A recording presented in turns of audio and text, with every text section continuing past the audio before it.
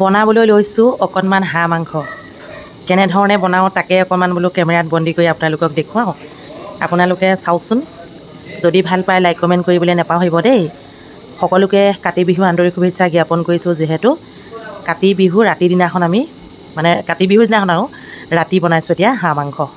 সকলোকে কাতি বিহুৰ আন্তৰিক শুভেচ্ছা জ্ঞাপন কৰিলোঁ।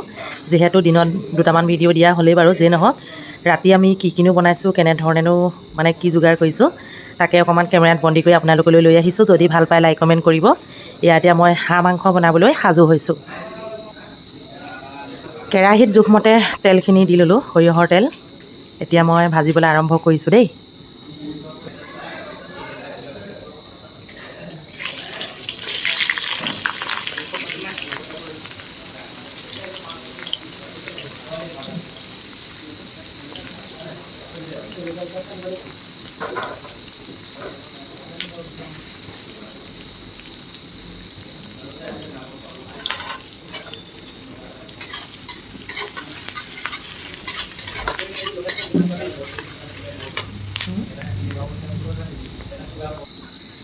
ইতিমধ্যে জলকীয়া পিঁয়াজ তেলত পৰিলে।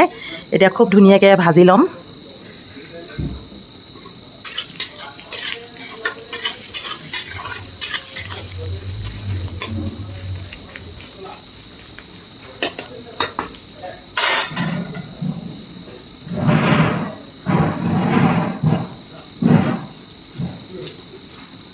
অলপ গলিবলৈ দিছোঁ।